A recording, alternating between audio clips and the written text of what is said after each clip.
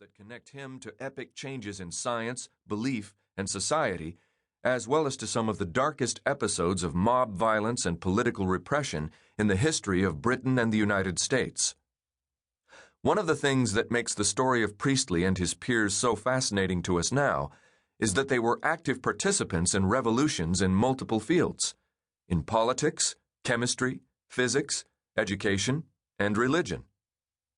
And so, part of my intent with this book is to grapple with the question of why these revolutions happen when they do, and why some rare individuals end up having a hand in many of them simultaneously. My assumption is that this question cannot be answered on a single scale of experience, that a purely biographical approach centered on the individual life of the great man and his fellow travelers will not do it justice.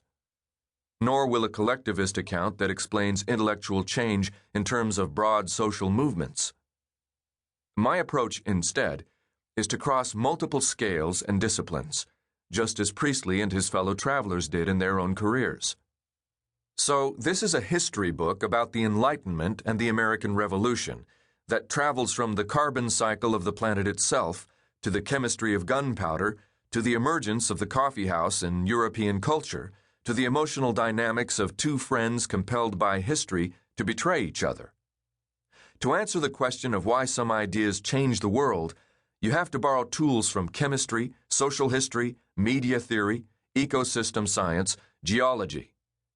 That connective sensibility runs against the grain of our specialized intellectual culture, but it would have been second nature to Priestley, Franklin, Jefferson, Adams, and their peers. Those are our roots. This book is an attempt to return to them.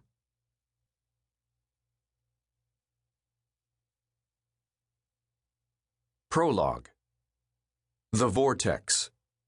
May 1794. The North Atlantic. The first sign of a waterspout forming is a dark stain on the surface of the sea, like a circle of black ink.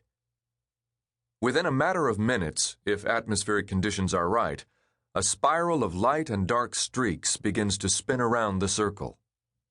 Soon, a ring of spray rises up into the air, water molecules propelled aloft by the accelerating winds at its periphery. And then the spout surges to life, a whirling line drawn from sea to sky, sustained by rotational winds that have been measured at up to 150 miles per hour. Unlike land-based tornadoes, waterspouts often form in fair weather, a vortex of wind capable of destroying small vessels that appears literally out of the blue. While it is not nearly as dangerous as a traditional tornado, the waterspout was long a figure of fear and wonder in mariner tales of life on the open sea. In the 1st century BC, Lucretius described a kind of column that lets down from the sky into the sea, around which the waters boil, stirred up by the heavy blast of the winds. And if any ships are caught in that tumult, they are tossed about and come into great peril. Sailors would pour vinegar into the sea and pound on drums to frighten off the spirits that they imagined lurking in the spout. They had good reason to be mystified by these apparitions. The upward pull of the vortex is strong enough to suck fish, frogs, or jellyfish out of the water and carry them into the clouds, sometimes depositing them miles from their original location. Scientists now believe that apocryphal-sounding stories of fish and frogs raining from the sky were actually cases where waterspouts gulped up a menagerie of creatures straight out of the water and then deposited them on the heads of bewildered humans when the spout crossed over onto land and dissipated. A waterspout sighting is a meteorological rarity, even in the tropical waters where spouts are most often seen. Ships in the colder waters of the North Atlantic, particularly during early spring, almost never encounter them.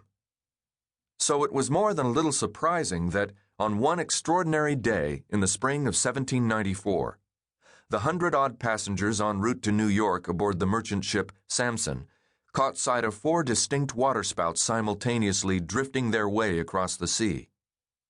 Most passengers on board the Samson would have viewed the looming spouts not as statistical anomalies, but as sinister omens, if not outright threats.